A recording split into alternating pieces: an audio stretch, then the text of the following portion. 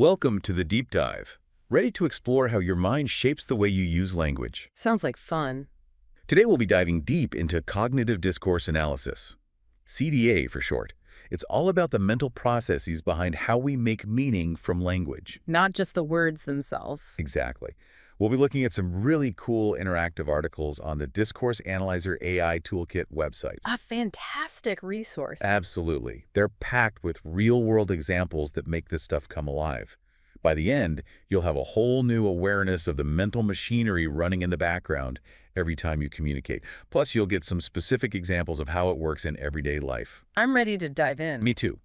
Let's start with the first article, Cognitive Mechanisms Influencing Discourse. Right off the bat, it talks about attention and perception. They act as filters, shaping what we notice and how we interpret language. It's like we're constantly bombarded with information, and our brains have to decide what's important enough to focus on. Like trying to drink from a fire hose. Exactly. Too much to process at once. So imagine you're at a crowded party trying to have a conversation. There's music, laughter, all sorts of distractions. Sensory overload. Right. But your attention is like a spotlight, zeroing in on the person you're talking to. Filtering out the background noise. Exactly. But what if that spotlight shifts, even for a second? You get distracted by a catchy song or a funny joke from across the room. You might miss important details in the conversation. Or even misunderstand what the other person is saying. And it's not just external distractions. It can be our own thoughts and worries, too. Pulling our attention away, leading to misunderstandings and communication breakdowns. So attention is like the gatekeeper of discourse. It decides what gets through and what doesn't. But what about perception? Where does that fit in? Perception is how we make sense of the information that gets past the attention filter, how we organize and interpret it. Think about reading a text message. Okay. You're not just passively reading the words, your brain is actively decoding them, grouping them into phrases, and figuring out the overall meaning. And the article mentions that even small things like punctuation or tone of voice can impact how we perceive a message. Absolutely. Those subtle cues can add layers of meaning, even change the entire interpretation, like emojis in a text message. They can completely change the tone. So attention determines what we notice, and perception shapes how we make sense of it. But here's the thing, the article says we don't always see the world objectively. Our brains have these built-in biases. Yeah, those sneaky biases. Yeah. That can distort our perceptions and lead to some, let's say, interesting conclusions. Cognitive biases. Mental shortcuts our brains use to make sense of things quickly. They're usually helpful, but sometimes they can lead us astray. The article highlights a few key biases. Some of them are a little too familiar, honestly, like confirmation bias. Oof. Confirmation bias, our tendency to favor information that confirms what we already believe, while ignoring information that contradicts us, like wearing invisible goggles that filter out anything that doesn't match our worldview. It explains a lot about those heated arguments on social media. Everyone's just digging in their heels, cherry-picking evidence to support their side, and ignoring anything that challenges their viewpoint, like they're living in parallel universes. It can be frustrating. Even when we think we're being objective, confirmation bias is always lurking. So, awareness is key. We have to actively seek out diverse perspectives, even if they make us uncomfortable. That's how we can break free from those echo chambers. So we've got confirmation bias, making us cling to what we already believe. What about the availability heuristic? That one sounds a bit intimidating.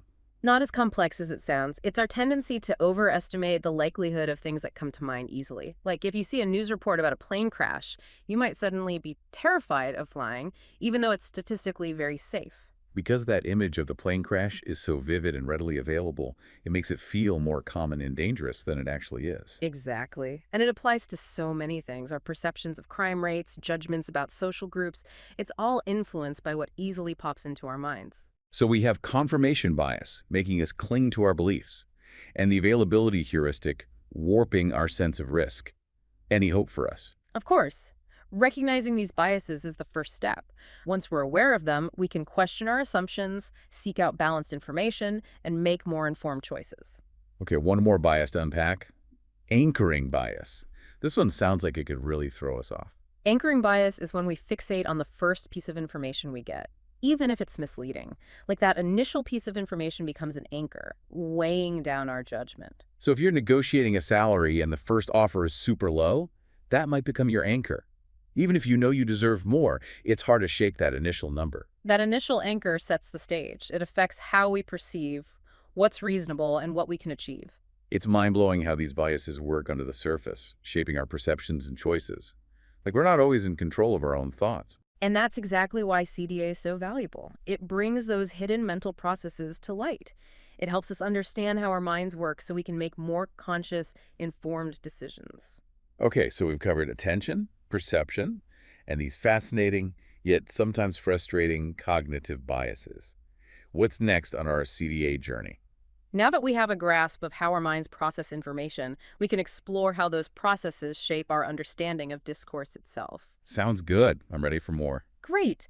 Let's delve into the next article, Core Concepts of Cognitivism in Discourse Analysis, and uncover how our brains make sense of the complex world of language. Welcome back to our deep dive into cognitive discourse analysis. Feels like we've already uncovered so much. Attention, perception, all those sneaky biases. It's fascinating, really. Right, like peeling back the layers of our own mind. Exactly. And I'm ready for more. What's next on our CDA adventure? Well, now we're going to look at how those mental processes we talked about affect how we understand and use language in specific ways. So we're going deeper, getting more specific. Exactly, from the nuts and bolts to the actual machinery of communication. Okay, I'm ready. One of the things that really jumped out at me in this next article, Core Concepts of Cognitivism in Discourse Analysis, was the idea of schemas. They're described as these mental templates that help us organize information and make sense of the world. Like mental shortcuts, helping us process information efficiently. Right. And they're built from all our past experiences, cultural knowledge, everything, really. Exactly. It's like when you move to a new city and you have no idea how to get around at first. Oh, I know that feeling. I used to get lost all the time.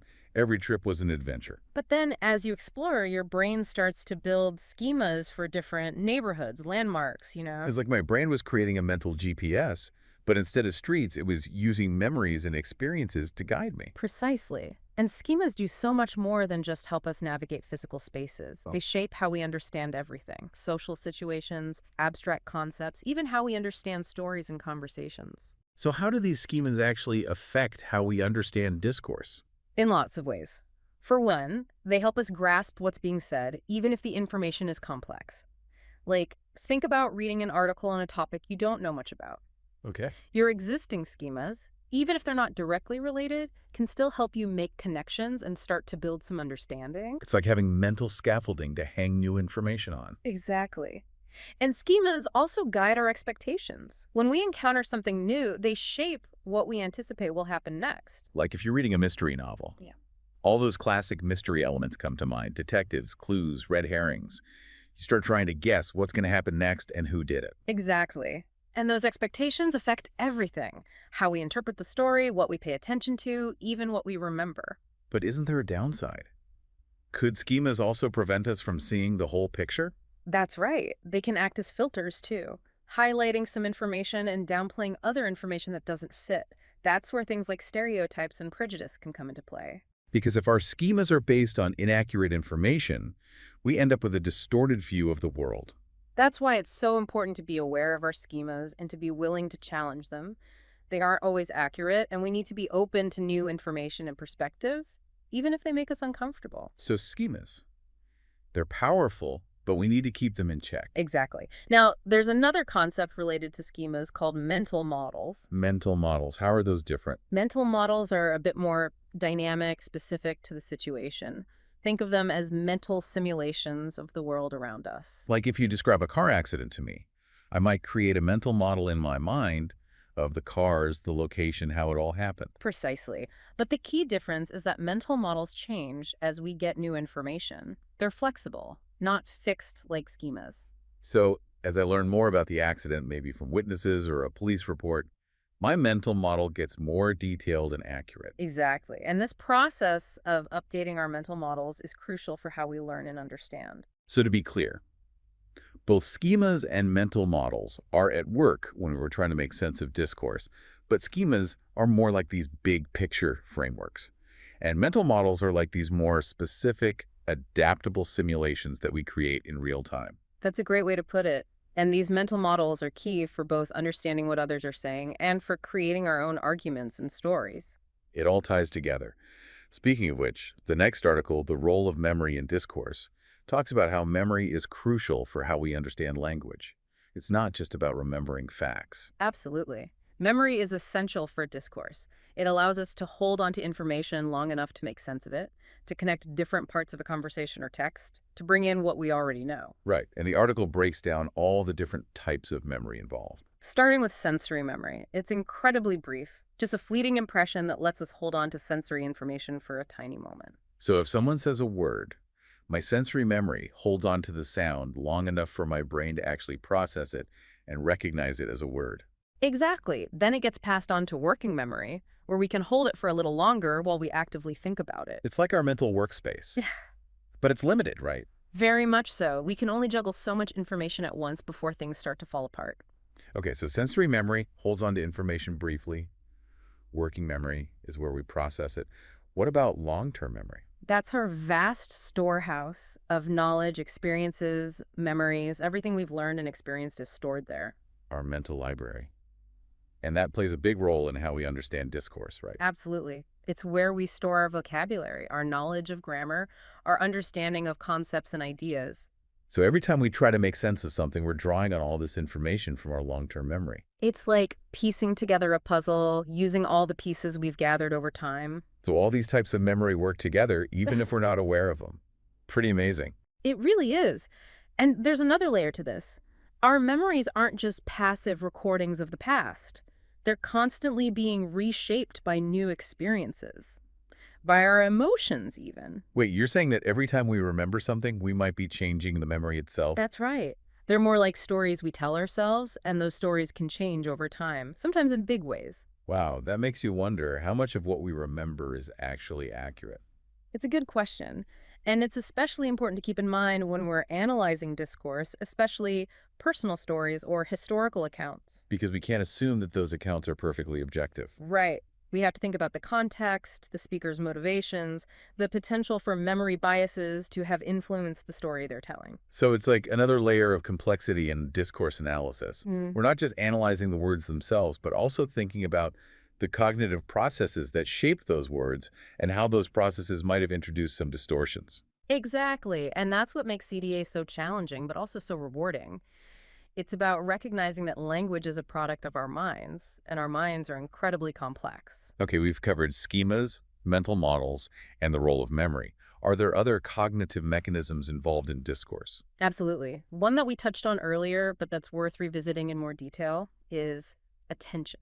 Attention, that makes sense. Yeah. There's so much information coming at us all the time. It helps us filter what's relevant. Mm. But how does this connect to how we understand and use language? Well, this article, Influential Cognitivist Thinkers' Contributions to Discourse Analysis, talks about a really fascinating theory of attention called the feature integration theory. It has big implications for discourse processing. I'm intrigued. Tell me more. Basically, this theory suggests that our brains process visual information in stages.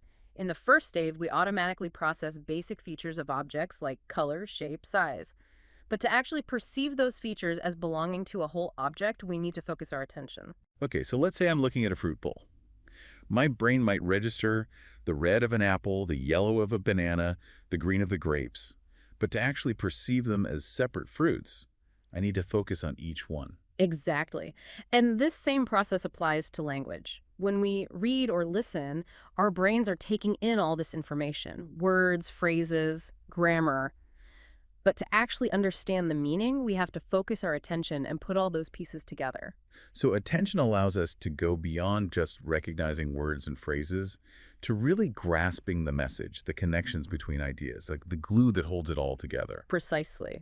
And the article points out that how complex the discourse is can affect how well we process it. If a text is very dense, uses a lot of jargon, it can overload our working memory and make it hard to focus. It's like trying to listen to a lecture on quantum physics when you've never taken a physics class. You're not going to understand much. Exactly. And that's where good writing and communication skills come in. It's about recognizing that people have limited attention and we need to present information clearly and concisely. Make it engaging. So we have attention filtering what we focus on, schemas shaping our expectations, mental models helping us simulate situations, and memory playing this crucial role in storing and retrieving information. It's amazing how all these things work together. It really is. And it's even more amazing when you consider that these cognitive processes aren't happening in a vacuum. They're constantly being influenced by social and cultural factors. Oh yeah, we talked about how schemas can be shaped by culture. Yeah. But are there other ways that the social context affects how we process discourse? Well, Rick Nasser, one of the thinkers highlighted in the influential Cognitivist Thinkers article, argued that our thinking isn't just an internal process, it's embedded in our social and cultural environment. He really emphasized the importance of studying cognition in the real world. Not just in a lab setting. Right. He called it ecological validity. It's like the difference between studying animals in a zoo versus observing them in their natural habitat. You get a much richer understanding of their behavior that way. Exactly. And this is where the sociocognitive approach to discourse analysis comes in. This approach emphasizes the connection between how individuals think and how society is structured. So it's not just about what's going on in our heads, it's also about how those processes are affected by the social norms and values around us. Exactly. And one of the key insights from this approach is that discourse can actually be a tool for internalizing and reproducing social structures and ideologies. Okay, can you give me an example? I'm having trouble picturing how discourse can shape social realities. Sure. Imagine you're reading a news article about a protest.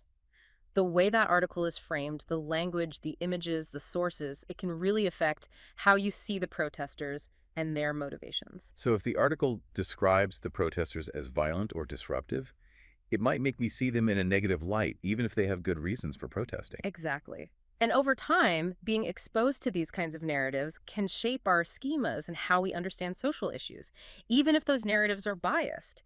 It's how stereotypes are reinforced and power dynamics are maintained. Wow, that's powerful. It makes you realize that discourse isn't just about transmitting information, it's about shaping perceptions, beliefs, and even social realities. It's about power. And that's why critical discourse analysis is so important. It helps us understand how language is used to reinforce those power dynamics and to expose biases. So we've gone from the individual level, how our brains work, to the social level, where discourse is both shaped by and shapes social structures. It's really fascinating how CDA bridges those different levels of analysis. It is, and that's what makes this field so rich and complex. It's not just about understanding language, it's about understanding ourselves and the world we live in. So where do we go from here? We've covered attention, schemas, memory, the social side of discourse. Well, one of the most exciting things about CDA is that it's always evolving. New research from all sorts of fields is constantly adding to what we know. This article, Future Directions in Cognitivism and Discourse Analysis, gives us a glimpse of what might be next. Oh, I love thinking about the future of a field. What are some of the key trends to watch? One of the biggest ones is the use of technology to study cognitive processes in more depth, like neuroimaging, where researchers can actually see what's happening in the brain as people process language. Wow, that's incredible. So you can actually see the brain at work in real time while someone is reading or listening. Exactly. And that has the potential to revolutionize what we know about how language works. We can start to see which parts of the brain are involved, how they interact, and how things like attention and emotion affect them. It's like taking CDA to a whole new level. We're not just inferring cognitive processes from language anymore. We're actually observing them. Precisely.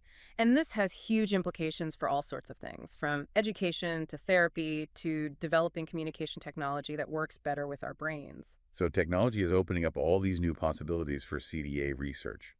What other trends are we seeing? Another big trend is interdisciplinary research. CDA is really multidisciplinary, drawing on psychology, linguistics, sociology, anthropology, computer science. It's like a melting pot of different perspectives, all coming together to understand language and cognition. Exactly. And that cross-pollination of ideas is leading to some really fascinating insights.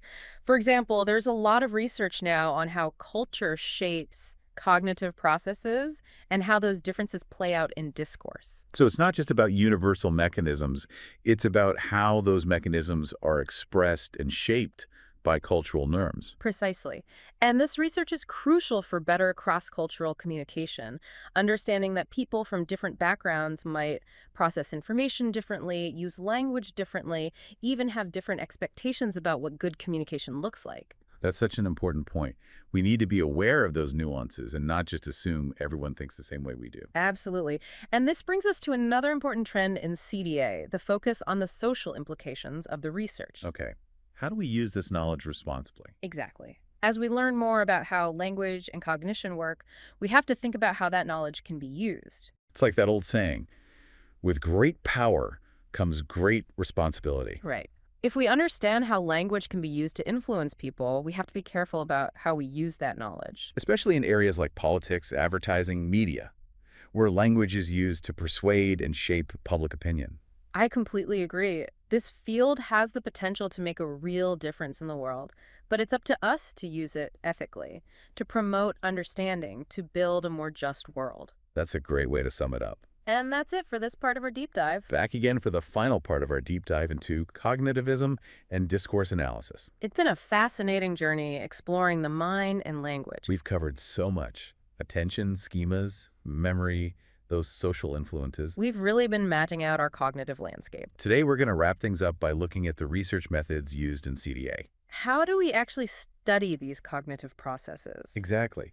The Methodologies for Cognitive Discourse Analysis article mentions corpus linguistics as a really powerful tool. It is. Can we do a quick recap on corpus linguistics? What is it exactly? Imagine a massive digital library filled with tons of texts, books, articles, speeches, even everyday conversations. Wow, that's a lot of data. That's a corpus, a huge collection of real-world language. So instead of analyzing one speech or a few articles, you're looking at this massive data set of language. Right, to see how words and phrases are actually used in different contexts. It helps us move beyond our intuitions about language. So we can actually see the patterns and trends. Exactly. It's like having a bird's eye view of language in action. That sounds incredibly insightful. But how does this connect to CDA? How can studying huge amounts of text tell us about how our minds work? Well, by combining corpus linguistics with CDA, researchers can start to see the cognitive patterns behind how we use language. For instance, you can analyze how metaphors are used across a ton of texts. To see if there are any common themes. Right, to reveal something about how we think. Okay, so like if researchers analyzed a bunch of news articles on climate change, they might find that metaphors of war or disaster are used a lot. Exactly, suggesting that we tend to frame it as a crisis. So we're using data to reveal those hidden mental models. It's fascinating. And these analyses can also show how cognitive patterns vary across different groups or cultures. So the way we use metaphors to talk about politics might be different for different generations. Exactly. And by studying these variations, we can learn more about how social and cultural factors shape our thinking and our language. It really highlights how interconnected everything is. It does. Okay, so corpus linguistics is adding a whole new dimension to CDA research. It's like using a powerful microscope. But the article also talks about qualitative methods. What are those and why are they important? Corpus linguistics is great for seeing those big patterns, but qualitative methods let us dive into the specifics of language, the nuances and complexities. They're about understanding the deeper meaning behind how people use language in real situations. So it's more about the human side of language, Yeah. the emotions, the relationships, the power dynamics. Exactly. Qualitative methods are like detective work. You're carefully examining the clues, asking questions like, why did the speaker use that specific phrase? Or how did that metaphor affect the audience? Trying to get a more complete picture. Right. The article mentions ethnographic and case study approaches as examples. Can you explain those a bit more? Sure.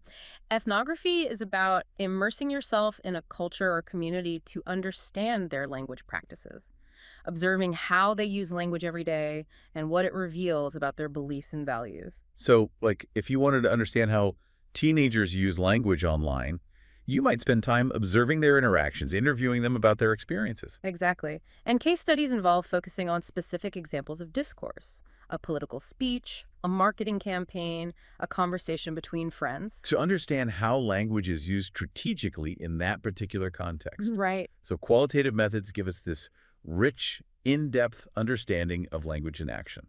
Yes. And they often uncover insights that we wouldn't get from just numbers and data. They show us the creativity, the humor, the struggles, all the things that make human language so unique. It's a good reminder that language is more than just rules and structures. It's a part of what makes us human. It's how we connect, share our experiences, and make sense of the world. Beautifully said. Well, that brings our deep dive into the world of cognitive discourse analysis to a close. What a journey. It really has been. We've learned so much about how those fundamental cognitive mechanisms shape our understanding of discourse. And we've explored the powerful connections between language, thought, and society.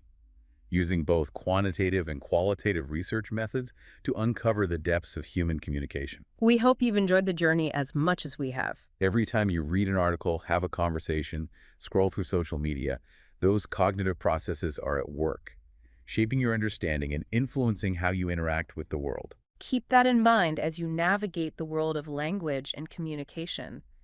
Be aware of those hidden forces shaping your perceptions and beliefs. It's been an incredible exploration, and we hope you'll continue to learn more about this fascinating field. Thank you for joining us.